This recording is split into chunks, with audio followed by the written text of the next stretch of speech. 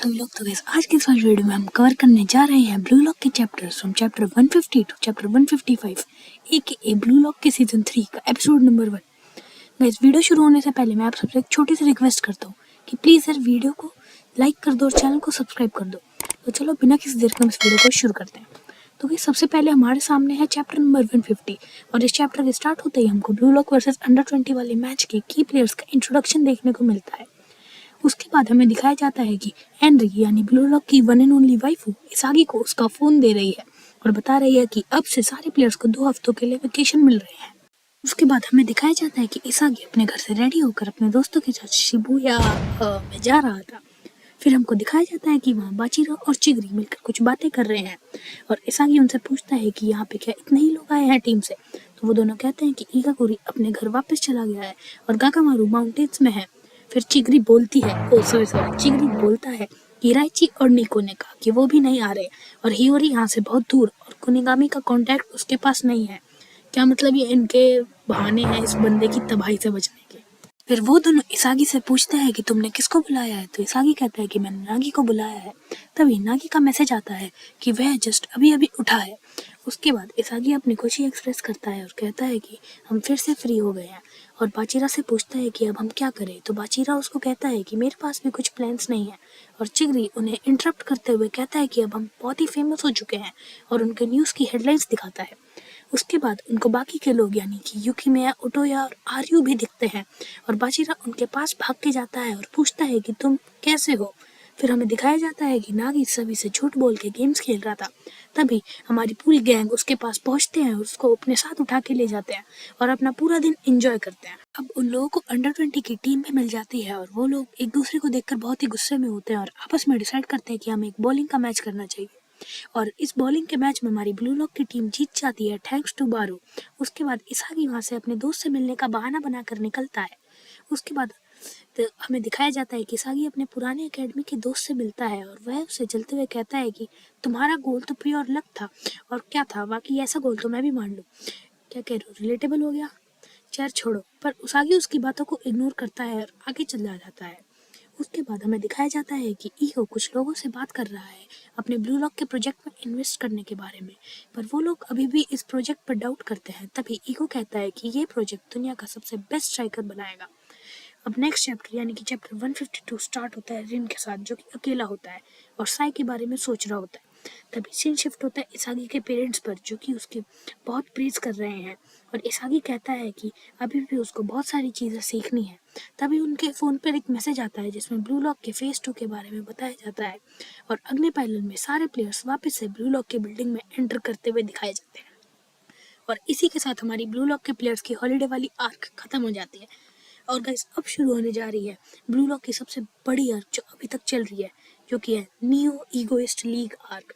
और इस आर्क में बहुत सारे हाइप कैरेक्टर्स जैसे कि काइजर, डॉन लोरेंजो, नोएल नोहा एटसेट्रा बहुत सारे इंट्रोड्यूस होंगे और गाइस इस आर्क में मतलब बहुत मजा आने वाला है। तो चलो अब इस आर्क को भी स्टार्ट करते हैं। Guys new egoist league arc start होती है चैप्टर 150 की 3 के साथ और ये चैप्टर स्टार्ट होता है सारे ब्लू लॉक प्लेयर्स की एंट्री ब्लू लॉक की प्रोजेक्ट बिल्डिंग में और सभी एक चीज़ देखकर बहुत शॉक हो चुके थे और वो चीज़ थी ये सारे जापान अंडर 20 टीम के प्लेयर्स भी उनके साथ थे।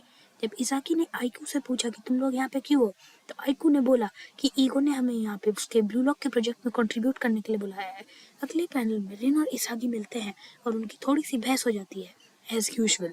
फिर अचानक से स्क्रीन पर ईगो आता है और बताता है कि अंडर 20 वर्ल्ड कप सिर्फ 100 दिन दूर है और सारे प्लेयर्स की जो अभी कंडीशन है उसमें उसका अंडर 20 वर्ल्ड कप जीतना बिल्कुल भी पॉसिबल नहीं है।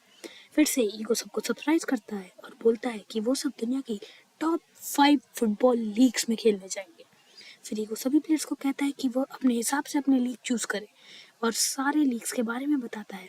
और अगर आपको इनके बारे में जानना है तो आप पॉज करके पढ़ सकते हो, मैंने यहाँ पे स्क्रीन पे लगा दूंगा। अब ईगो सबको कहता है कि तुम्हारी इन लीग्स में परफॉर्मेंस के बेसिस पे तुम्हें अंडर 20 की टीम में लिया जाएगा और सबके फ़ोन में एक 90 मिनट्स का टाइमर आ जाता है जिसमें उन्हें अपनी लीग सिलेक्ट करनी होती है। अब हमारा नेक्स्ट चैप्टर स्टार्ट होता है इगाराशी के साथ जिसने जर्मनी सिलेक्ट किया है, ओतोया ने स्पेन, आर्यू ने इटली और जेंतेत्सु ने फ्रांस सिलेक्ट किया होता है। तभी चिगरी इसागी से पूछता है कि तुमने कौन सी लीग सिलेक्ट किया है और चिगरी इसागी से कहता है कि उसने इंग्लैंड सिलेक्ट किया है। तभी पीछे से रियो आता है और वो भी कहता है कि मैंने भी इंग्लैंड सिलेक्ट किया है। फिर नागी रियो से अपने आइडल बरकैम्प की लीग के बारे में पूछता है और रियो कहता है कि उसका आइडल भी इंग्लैंड में ही खेलता था, तो नागी भी इंग्लैंड को ही चूज कर लेता है। तभी बाचिरा पीछे से आता है और इसागी के कंधे पे हाथ रखते हुए कहता है कि मैंने स्पेन चूज किया है, तुमने क्या चूज किया है इसागी? और जब हम अगली बार मिले तो ध्यान रखना कि तुम भी स्ट्रांग और इवॉल्व होने चाहिए। फिर हमको दिखाया जाता है कि इसागी और उसके साथ 9 लोगों ने जर्मनी चूज किया है और वो सब एक रूम में एंटर करते हैं और उस रूम में उनको ईगो का होलोग्राम बताता है कि उनका क्लब बास्टर्ड म्यूनिक होगा, यानी कि रियल लाइफ में बायर्न म्यूनिक, और वो उस क्लब के मेंबर्स के साथ ट्रेन करेंगे। और ये बात सुनकर सारे प्लेयर्स बहुत ही शॉक में थे। उसके बाद लास्ट पैनल में हमें नोएल नोआ दिखाया जाता है और इसी के साथ ये वाला चैप्टर भी खत्म हो जाता है। गाइस, हमारा नेक्स्ट चैप्टर चैप्टर 155 स्टार्ट होता है और हमें पता चलता है कि इसागी का आइडल भी नोएल नोआ ही है और उसको देखकर इसागी बहुत ही खुश होता है। और इसके साथ हमें सभी कंट्रीज के स्टार प्लेयर्स यानी कि सभी कंट्रीज के मास्टर्स के बारे में बताया जाता है।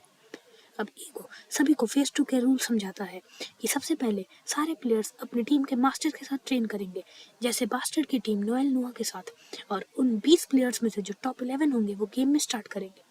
उसके बाद ईगो उन सभी को बताता है कि उनको जीतने के लिए 3 रूल्स चाहिए होंगे और वो मैच के बीच में इन्फिनिट सब्स्टिट्यूशन कर सकते हैं, पर हर टीम का मास्टर सिर्फ 3 मिनट्स के लिए फील्ड पर सब्स्टिट्यूट होकर खेल सकता है। और ईगो इस सिस्टम को स्टार चेंज सिस्टम कहता है। अगले पैनल में हमें सबके रिएक्शंस दिखाए जाते हैं और सब ये देख के पागल हो रहे होते हैं। और अब ईगो सबसे बड़ा रिवील करता है और वो मास्टर्स के प्लेयर्स को कहता है कि वो एक नया प्लेयर ऐड करना चाहता है और उस प्लेयर का नाम होता है रेंगिसुके कुनिगामी। तो गाइस, इसी के साथ ये वाला चैप्टर खत्म होता है और आज की हमारी वीडियो भी। और मेरे को कमेंट्स में जरूर बताना कि आपको ये वीडियो कैसी लगी और क्या मैं इस सीरीज को कंटिन्यू रखूं या नहीं। और अगर हाँ वीडियो पसंद आई तो लाइक कर देना और चैनल को सब्सक्राइब कर देना। मिलता है अगली वीडियो में, तब तक के लिए गुड बाय।